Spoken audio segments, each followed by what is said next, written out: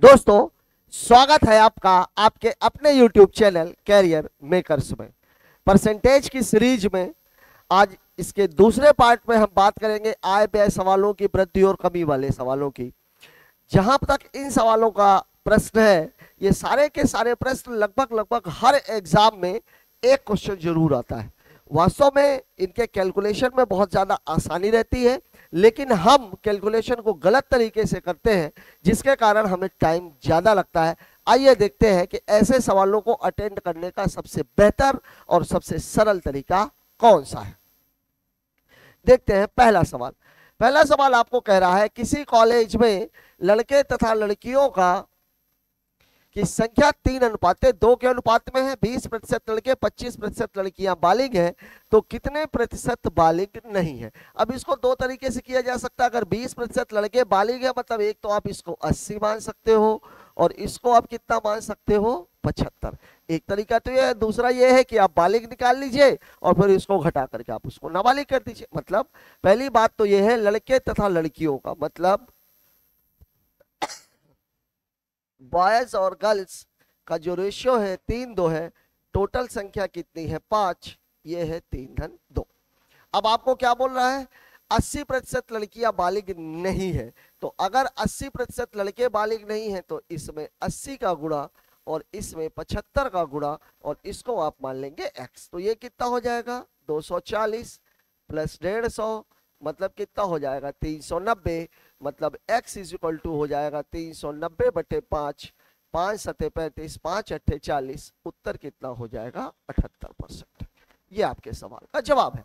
दूसरा, अगर सवाल को लगे लगाए हिसाब से ही हम देखते तो ये 3, 2, 5 ये था मामला। अब इसमें आप देखिए 20% था, इसमें आप देखिए 25% था, तो ये 60, 50, 110। ये x ले लिया था, तो x बराबर 110/5, मतलब 22% क्या हो जाते ये बालिग। तो अब अगर इसको 100 में से घटाएंगे तो ये 78% क्या हो जाते, नाबालिग।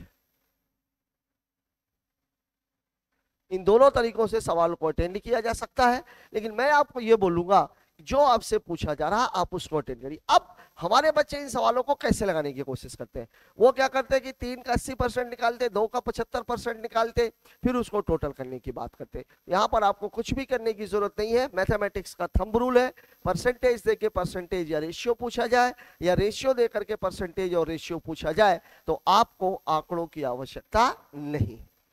बात करते हैं अगले सवाल की। अगला सवाल हमसे क्या कह रहा है, अगला सवाल हमसे कह रहा है एक व्यक्ति की मासिक आय 13,500 रुपए है और उसका मासिक खर्च 9,000 रुपए। यहां एक बात ध्यान रखिएगा कि आय बराबर होता है व्यय धन बचत। एक चीज और यहां पर एक बात याद रखिए, अगर मामला प्रतिशत का है तो आय को हमेशा 100% माना जाता है।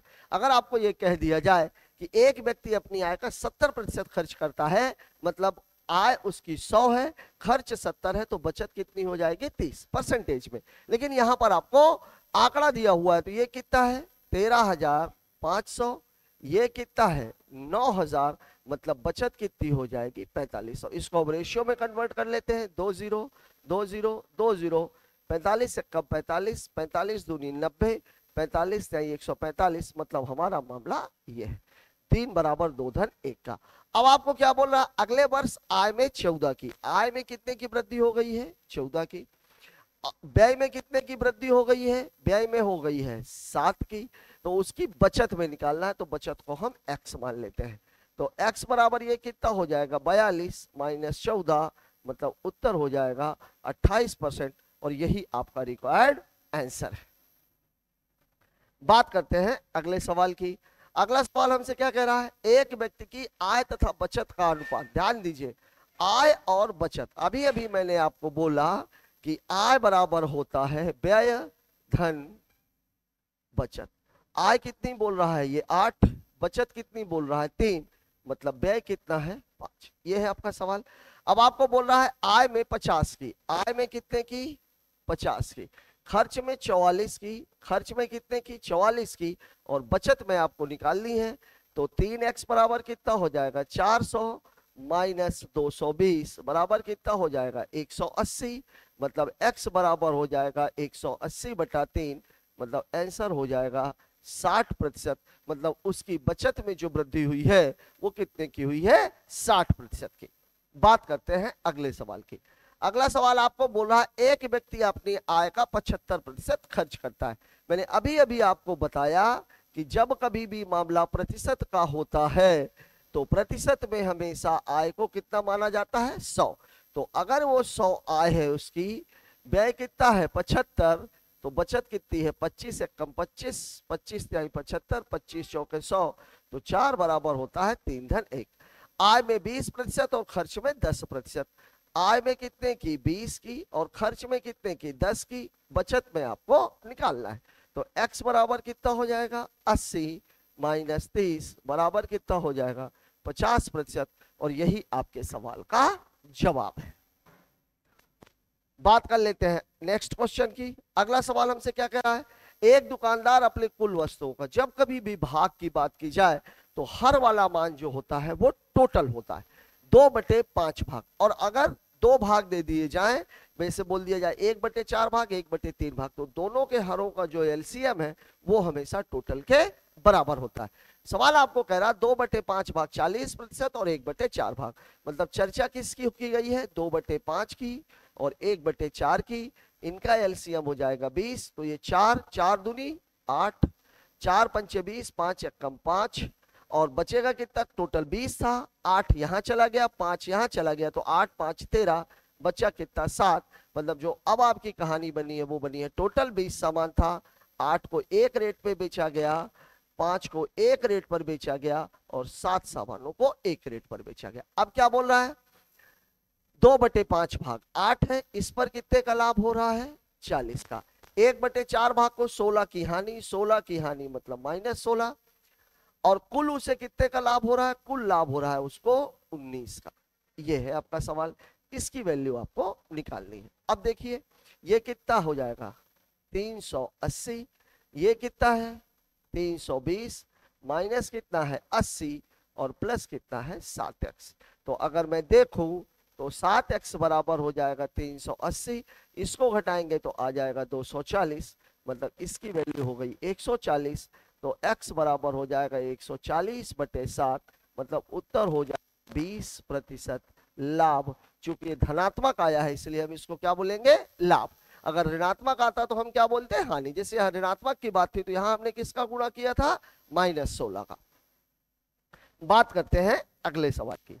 अगला सवाल हमसे क्या कह रहा है, किसी परीक्षा, अब ध्यान दीजिए अगर संख्या दी गई है, रेशियो या परसेंटेज नहीं दिया गया है, अगर संख्या दी गई है तो संख्या को भी हम रेशियो में बदलेंगे। जैसे आपके पिछले सवाल में भी आपने ये देखा था कि 13,500 और 9,000 रुपए की बात थी, तो हमने उसको रेशियो में कन्वर्ट किया था। वही हाल यहाँ है। टोटल विद्यार्थियों की संख्या 2000 है, जिसमें 900 लड़कियां हैं, मतलब ये है टोटल गर्ल्स और कौन से हैं बॉयज। तो टोटल संख्या कितनी है 2000, जिसमें से गर्ल्स की संख्या कितनी है 900, तो बॉयज की संख्या कितनी हो जाएगी 1100। 2 जीरो इसके 2 जीरो इसके 2 जीरो इसके, मतलब पूरी कहानी हो जाएगी 20 बराबर 9 धन 11। अब देखिए आपको क्या बोल रहा है 32% लड़के, मतलब बॉयज कितने 32, 38% लड़कियां, लड़कियां कितनी 38, और ये कितना हो जाएगा x। तो 9 8 72, 9 3 27 और 7 34, और ये कितना हो जाएगा 11 दूनी 22, 11 3 33 और 2 35, और ये कितना है 20x। अब देख लीजिए ये कितना हो जाएगा टोटल 2 2 4 5 4 9 3 2 6, तो x बराबर हो जाएगा 694/20, जीरो हटा के दशमलव, 2 3 6, 2 चौके 8, 2 सत्ते 14, मतलब 34.7%। और यही आपके सवाल का जवाब है। सफल, सॉरी ये कौन से है, ये पास की बात हो रही है। तो फेल का मामला क्या हो जाएगा, फेल का मामला हो जाएगा 100 माइनस 34.7, तो 100 में 35 घटाएंगे 65, तो 65.3%। ये आपके सवाल का जवाब हो जाएगा। मैंने आपको एक चीज और भी बताई थी, इस 32 को आप 68 कर सकते हो, 38 को आप 62 कर सकते हो, लेकिन वहां पर गुणा थोड़ा सा लेंदी हो जाएगा, इसलिए बेहतर ये है कि आप पहले पास वाले निकाल लीजिए, मतलब सफल वाले, और उसको बाद में आप फेल में कन्वर्ट कर दीजिए। बात कर रहा है 20 दर्जन अंडे। जब कभी भी वस्तुओं का क्रय मूल्य समान होता है, मतलब एक ही प्रकार की वस्तु है, वो एक ही रेट पर खरीदी जाती है, तो कभी भी आपको आंकड़े का इस्तेमाल नहीं करना है। क्यों? क्योंकि क्रय मूल्य उसका समान दिया हुआ है। यहाँ पे 20 दर्जन अंडे हैं, अंडे कितने हैं टोटल 20 दर्जन, उसको 2 रेट पे बेचा गया 8 दर्जन और शेष 20%, मतलब 8 को 1 रेट पर बेचा गया है और 12 दर्जन को 1 रेट पर बेचा गया है। 8 दर्जन पर कितने का लाभ है 10 का, और शेष अंडों पर कितने का लाभ है 20 का, ये आपको निकालना है। तो ये कितना हो जाएगा 80, ये 240, मतलब कितना हो गया 320। तो x बराबर हो जाएगा 320/20, मतलब उत्तर कितना हो जाएगा 16% धनात्मक है, इसलिए लाभ, और यही आपके सवाल का जवाब हो जाएगा। बात करते हैं अगले क्वेश्चन की। इस सवाल को देख लीजिए। एक कार की कीमत 3 मदों कच्चा माल, मजदूरी तथा अन्य पर निर्भर करती है और इन पे खर्च का अनुपात है 3:4:5। 16 में मजदूरी में 10, और देखिए 3 मद है, कौन कौन से हैं, एक है कच्चा माल, दूसरी है मजदूरी, और तीसरा है अन्न। इन पर खर्चा कितना कितना हुआ 3, 4 और 5, मतलब जो टोटल खर्चा हुआ है वो हुआ है 12 का। ये है आपका मामला। अब देखिए कच्चे माल की कीमत में 16, इसमें 16 की वृद्धि हो गई है, मजदूरी में कितने की वृद्धि हो गई है 10 की, तथा अन्न में 8 की कमी हुई है, मतलब क्या हो जाएगा माइनस में, इसको ले लेंगे x। तो ये कितना हो गया 48 + 40 - 40, ये दोनों क्या हो जाएंगे कैंसिल। तो x बराबर हो जाएगा 48/12, मतलब उत्तर हो जाएगा 4% वृद्धि। लाभ बोले, जब लाभ पूछेगा धनात्मक है तो लाभ कहलाएगा, ऋणात्मक है तो हानि कहलाएगी। वृद्धि और कमी में अगर धनात्मक है तो वृद्धि और ऋणात्मक है तो कमी। अगले सवाल में क्या बोला है, राम और श्याम के वजन का अनुपात 4:5 है। राम के वजन में 10 की और श्याम के वजन में x की वृद्धि होती, जिससे दोनों का कुल वजन 82.5 किलोग्राम। इस डाटा की आवश्यकता आपको नहीं है, क्योंकि सारा कुछ किस में दिया गया है, रेशियो में दिया गया है। कौन कौन है भाई, 2 लोग हैं, एक है राम एक है श्याम, रेशियो है 4 और 5 का, टोटल कितना हो जाएगा 9। ये है आपका डाटा।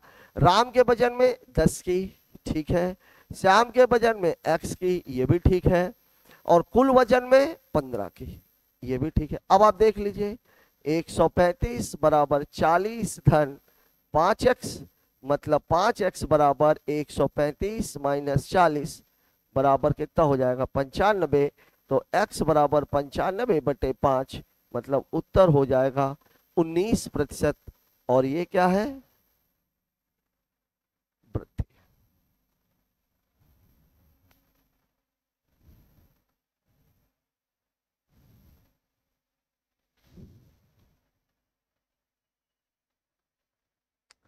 बात कर लेते हैं अगले सवाल की। अगला क्वेश्चन हमें क्या कह रहा है, पंकज अपनी आय का 20% बचाता है, 20% बचाता है। मैंने आपको पहले भी बोला कि आय बराबर क्या होता है, आय बराबर होता है व्यय धन बचत। अगर मामला प्रतिशत में है तो आय को हम कितना मान लेते हैं 100, मूल्य वृद्धि के कारण 20% बचाता है, अगर बचत 20 है मतलब खर्च कितना है 80। ठीक है, आगे देख लेते हैं, खर्च 10% बढ़ गया। अब देखिए अभी तक अगर ये 3 डाटा होते थे तो 2 डाटा में वृद्धि या कमी दी जाती थी, लेकिन इस पर्टिकुलर सवाल में केवल एक में वृद्धि दी गई है, और वो वृद्धि किस में है, खर्च में। मतलब उसके खर्च में कितने की वृद्धि हो गई है 10% की, और 10% का मतलब होता है 20 × 1.1, मतलब अब ये कितना हो गया है 22। ठीक है, ओ सॉरी, खर्च में वृद्धि होती है, यहां वृद्धि होती है, तो 80 × 1.1, मतलब ये कितना हो जाएगा 88। अब देखिए आय में कोई वृद्धि तो हुई नहीं है, तो ये अभी भी 100 रहेगी। ये अगर 88 हो गया है मतलब ये कितना बचा अब 12, और वो कितना बोल रहा है 480, मतलब इस 12 की वैल्यू है 480, 12 कम 12, 12 चौक 48, मतलब एक बराबर कितना है 40। अब आपसे पूछ क्या रहा है आय ज्ञात करें, आय कितनी है 100, तो 100 में आप 40 का गुणा कर दीजिए तो उत्तर कितना आ जाएगा 4000 रुपए, और यही आपके सवाल का जवाब है। बात करते हैं अगले क्वेश्चन की। अगला सवाल हमसे क्या कह रहा है, देखिए यहां से थोड़ा सा ट्रैक बदला हुआ है। एक फॉर्मूला पहले आप लोग जान लीजिए, बहुत ज्यादा लगभग सभी बच्चों को पता होगा। यदि x प्रतिशत वृद्धि है और y प्रतिशत भी वृद्धि है तो फॉर्मूला होता है x plus y plus x y upon 100, और ये काहे में निकलता है प्रतिशत में। अब देखिए अगर यहीं पर ये एक माइनस में रहेगा तो जो माइनस में रहेगा उसको माइनस में ले लेंगे, अगर दोनों माइनस में रहेंगे मतलब एक अगर माइनस में है, सपोज x माइनस है तो क्या हो जाएगा ये ऐसा बन जाएगा, अगर दोनों माइनस में है तो क्या बन जाएगा, लेकिन यहां पर प्लस आ जाएगा, और ये सारा का सारा जो डाटा है ये निकलेगा काहे में प्रतिशत में, ये बनेगा सवाल। अब देख लीजिए इससे बहुत सारे सवाल लग जाते हैं।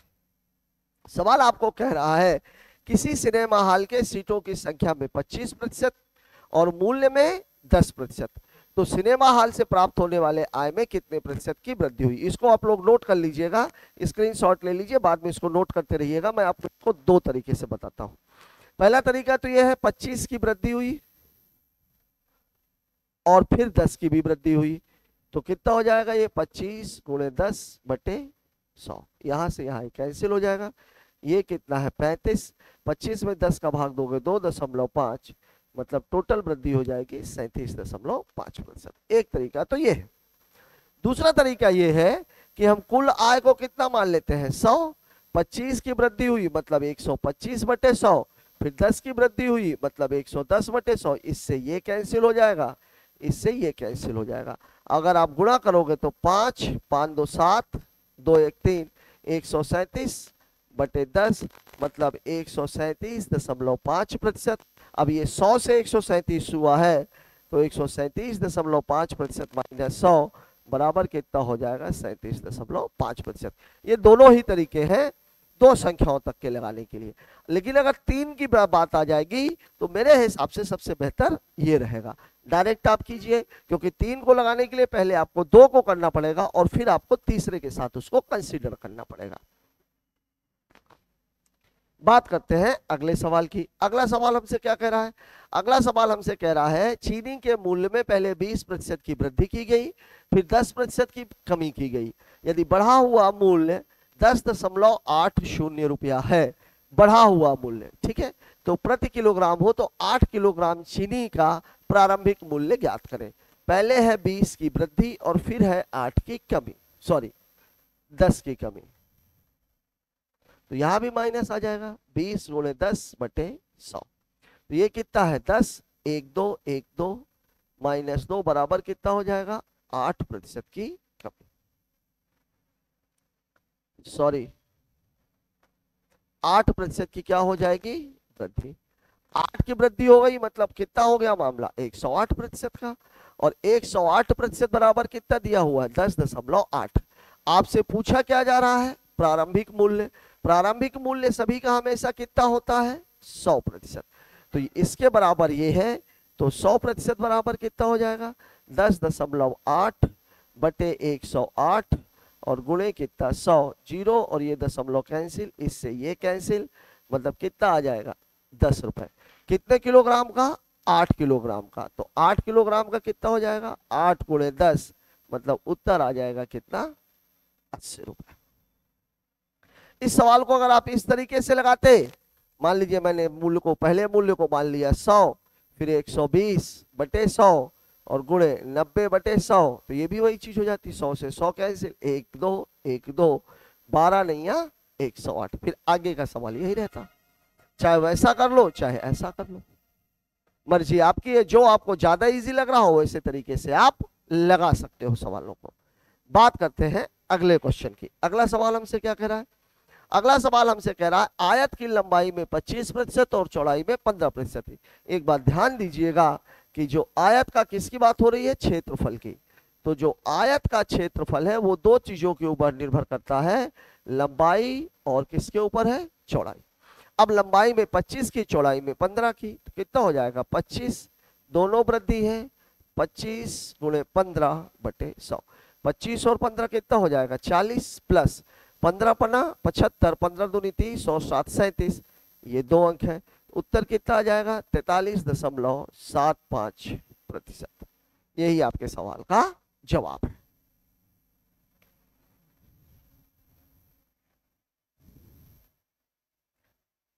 अगला सवाल, चौड़ाई में वृद्धि की जाती है तो उसका क्षेत्रफल कितना बढ़ जाता है 50%।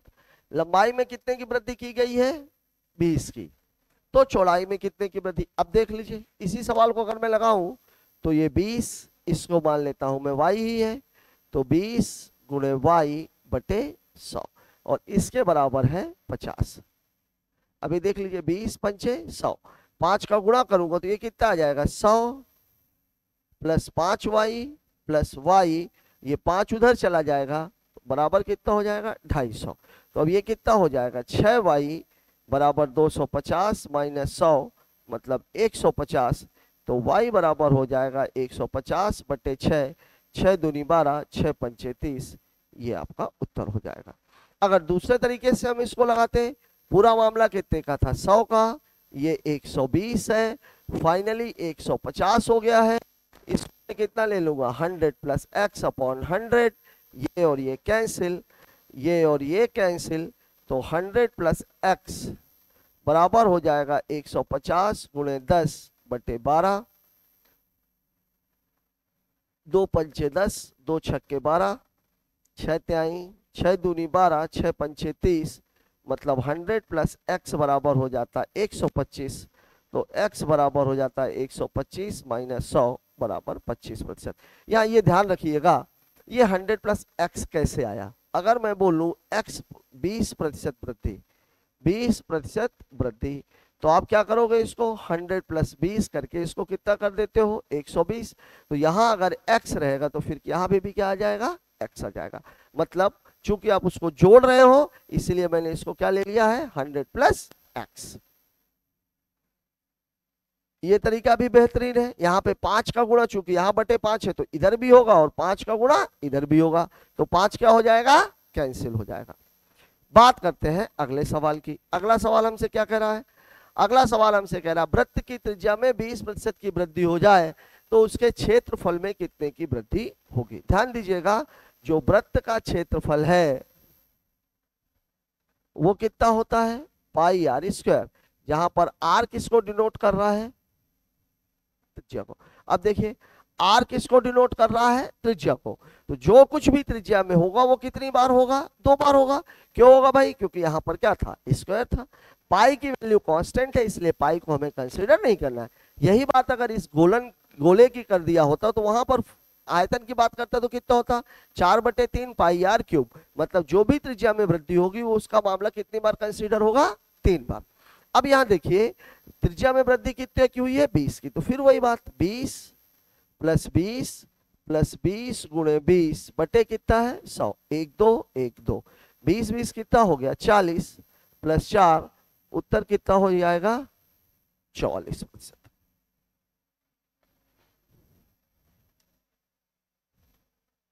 अगला सवाल देख लीजिए, गोले की त्रिज्या। देख लीजिए गोला, तो उससे किस पर प्रभाव पूछा हुआ है आयतन पर। तो ये ध्यान रखिए कि जो गोले का आयतन है वो कितना हो जाता है 4/3 पाई आर क्यूब, मतलब त्रिज्या में जो भी चेंज होगा वो कितनी बार होगा 3 बार होगा। अब देखिए 3 बार होगा तो कैसे करेंगे, पहले 2 बार का निकाल लीजिए, यहां से कितना निकल जाएगा 20 प्लस 1, मतलब कितना हो जाएगा ये 21%। अब चूंकि ये कितना था 10 10 और 10, इसका पूरे का मामला कितना हो गया 21। अब इसको आप 2 बार करिए, 1 और 1 कैंसिल, 21 और 10 31 प्लस 2.1, मतलब उत्तर कितना हो जाएगा। जब कभी भी मामला 3 बार का हो तो पहला स्टेप मतलब 2 को ले लीजिए और फिर लास्ट में आप किसको कंसीडर कर लीजिए तीसरे वाले को। बात करते हैं अगले सवाल की। त्रिज्या में 40, ऊंचाई में 20, बात किसकी हो रही है? शंकु की। और किसका पूछा हुआ है? आयतन में। तो ये एक बात याद रखिए कि जो शंकु है, शंकु का आयतन बराबर होता है 1/3 पाई आर स्क्वायर एच। मतलब जो भी त्रिज्या में चेंज होगा वो कितनी बार होगा? 2 बार। जो ऊंचाई में चेंज होगा वो कितनी बार होगा? 1 बार। अब देखिए त्रिज्या में कितने की वृद्धि हो रही है? 40 की। किसमें? त्रिज्या में। सबसे पहले हम इसी को कंसीडर कर लेते हैं। तो 40 प्लस 40 प्लस 40 गुणे 40/100, 1 2 1 2, 40 40 80 प्लस कितना हो जाएगा? 16, मतलब ये कितना हो गया? 96। अब ऊंचाई में क्या हो रहा है? 20 की कमी। मतलब अब क्या मामला हो जाएगा? अब हो जाएगा 96 माइनस 96 गुणे 20/100। इससे ये कैंसिल।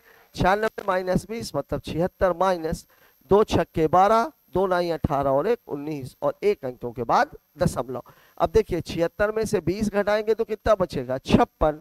और इसको बनाने के लिए कितना? 8। मतलब आंसर कितना हो जाएगा? 56.8%। और ये क्या होगी? धनात्मक आया है, इसलिए क्या हो जाएगी? ये वृद्धि। बात कर लेते हैं अगले सवाल की। नेक्स्ट क्वेश्चन क्या बोल रहा है? बेलन की त्रिज्या में 20, ऊंचाई में 20 की कमी। अब देख लीजिए यहां पर बेलन का आयतन जो होता है वो क्या होता है? जो बेलन का आयतन है वो होता है पाई आर स्क्वायर एच। अब देखिए आर में कितने की वृद्धि हो रही है? 20 की। ऊंचाई में कमी कितने की हो रही है? 20 की। तो कितना हो जाएगा? ये 20 प्लस 20 प्लस 20 गुणे 20/100, 1 2 1 2, 20 20 कितना है? 40 प्लस 4 मतलब ये कितना है? 44%। अब उसमें कितने की कमी हो रही है? ऊंचाई में 20 की। तो 44 माइनस 20 माइनस 44 गुणे 20/100, 0 से 0 कैंसिल। ये कितना हो जाएगा? 24। 44 दूनी 88, 8.8। 24 में से 9 हटाएंगे तो कितना आ जाएगा? 15। और इसको पूरा बनाने के लिए 2, मतलब आंसर कितना हो जाएगा? 15.2%। धनात्मक है, इसीलिए इसका उत्तर किस में आ जाएगा? वृद्धि में। बात करते हैं अगले सवाल की। अगला सवाल हमसे क्या कह रहा है?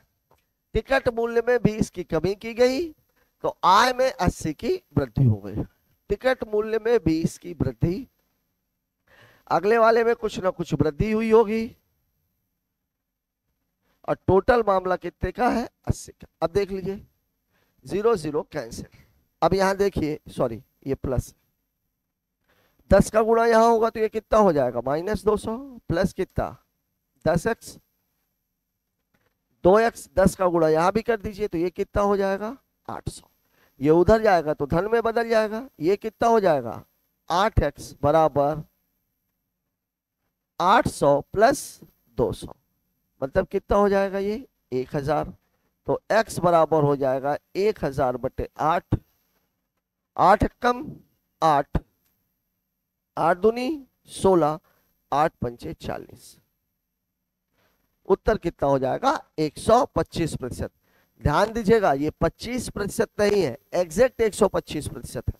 वहां 20 की कमी हुई, 80 की टोटल वृद्धि हो गई। कितने की वृद्धि हो गई है? 80 की। काहे में? आय में। अगले सवाल की बात कर लेते हैं। 10% की कमी, आय में 44 की वृद्धि। देखिए 10 की कमी, तो अगले वाले में तो निश्चित वृद्धि हुई होगी और टोटल में कितने की वृद्धि हो गई है? 44 की। अब देख लीजिए 0 से 0 कैंसिल, तो ये कितना हो जाएगा? 10 100, तो ये ऋण 100 धन 10x माइनस x, 10 का गुणा इधर कर देंगे तो 440। ये कितना हो जाएगा? 9x, 100 उधर चला जाएगा तो 440 प्लस 100 मतलब कितना हो जाएगा? 540। तो x बराबर 540/9, तो उत्तर कितना आ जाएगा? 60%। और यही आपके सवाल का जवाब है। बात करते हैं अगले सवाल की। दोस्तों आज हमने बात की है ऐसे सवालों की जहां पर रेशियो देकर के वृद्धि प्रतिशत कमी प्रतिशत देकर के वृद्धि प्रतिशत या कमी प्रतिशत ही पूछा जाता है, लेकिन उसमें कई सवालों में आंकड़ों का इस्तेमाल होता है। तो हमें आंकड़ों को भी किस में बदल देना है, अनुपात में। और ये बात याद रखनी है कि कभी भी अगर रेशियो देकर के परसेंटेज या रेशियो पूछा जाए या परसेंटेज देकर के रेशियो और परसेंटेज पूछा जाए तो हमें कभी भी आंकड़ों का इस्तेमाल नहीं करना है। आज का ये वीडियो आपको कैसा लगा, आपके लिए कितना ज्ञानवर्धक रहा, कमेंट बॉक्स में जाकर हमें जरूर बताएं। और यदि वीडियो पसंद आया है तो चैनल को लाइक शेयर एंड सब्सक्राइब करें। Thanks for watching.